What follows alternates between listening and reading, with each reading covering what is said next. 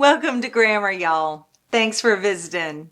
If you want some chill and purposeful grammar knowledge, make sure you subscribe. In this video, we're going to talk about practice and research.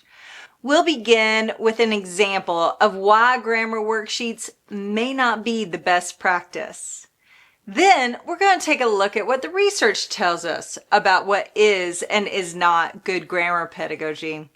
And then finally in this video, we're going to finish up with what effective grammar pedagogy could look like in your own classroom. Okay, first, why grammar worksheets may not be the best way to teach grammar. Now, I'll confess, when I first started teaching high school English, I gave my students grammar worksheets. I mean, there's safety in grammar worksheets. There's an answer key. I can't be wrong if there's an answer key. But, you knew there had to be a but. There are issues with pre-packaged grammar work. Here's an example.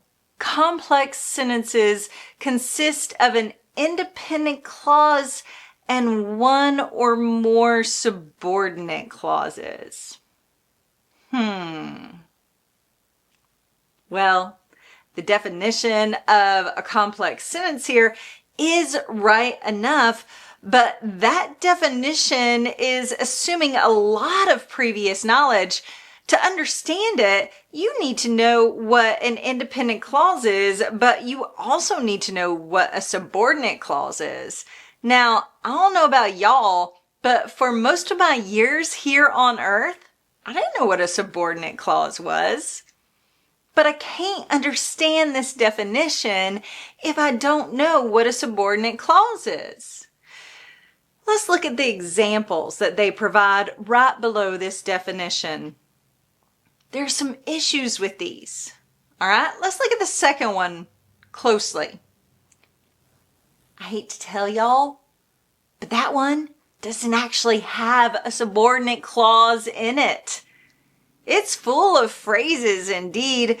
There are several prepositional phrases and there's even a participial phrase in here, but y'all, not a subordinate clause in sight. Now, phrases and clauses are different grammatical constructions, which we're going to learn together about on this channel.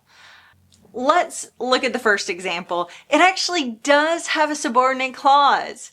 I'm wondering if anyone can find it. I'll give you a minute.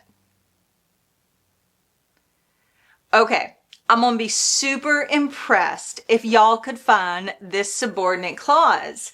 And if you could find that slippery construction buried deep in this sentence, please let me know in the comments below.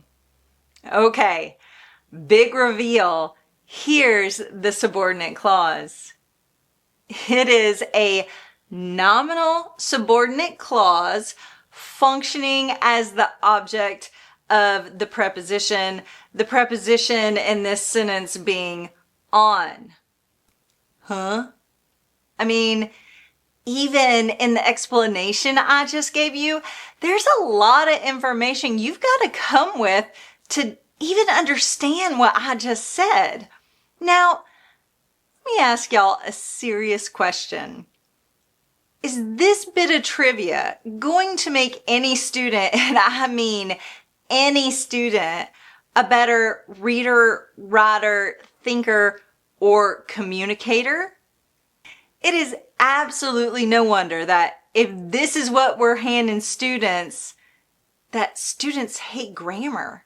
I mean, I hated grammar for a long time because of this type of instruction. And this is the type of instruction I was given my poor high school students of long ago. Okay, before we get too deep into anyone's grammar trauma of yore, I do have other videos for that. Let's move on. I do hope this little journey down Worksheet Alley has shown you that not all grammar instruction is created equal. And more importantly, that worksheets probably aren't the way. Okay, So we talked about practice. We talked about non-examples of practice. Now let's talk about research. In addition to never knowing whether decontextualized worksheet grammar instruction is actually accurate, research has found over and over again that this type of instruction doesn't make our students better writers anyways. And I would argue that in addition to having no effect on their writing, decontextualized grammar instruction doesn't, again, make our students better readers, writers, thinkers, or communicators. Which, if it isn't making our students better readers, writers, thinkers, or communicators, then why are we doing it?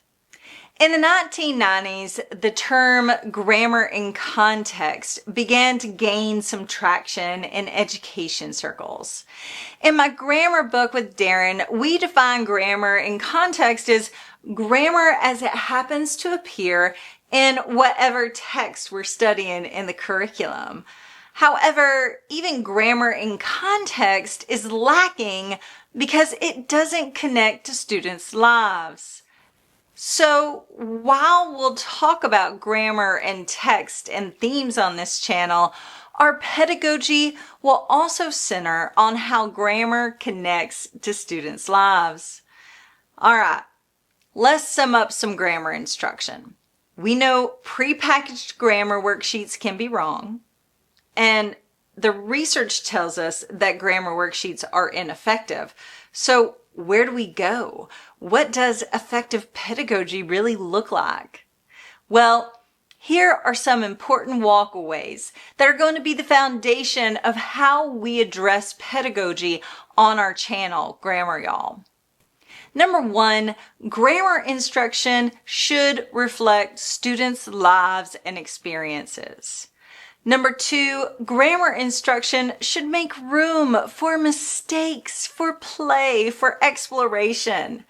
And number three, grammar instruction should empower and educate students, showing them how language actually works in the world. Stay with me long enough on this channel, y'all, and I'll show you how to embrace this type of pedagogy. Thank you so much for joining me today. Y'all take care of yourselves.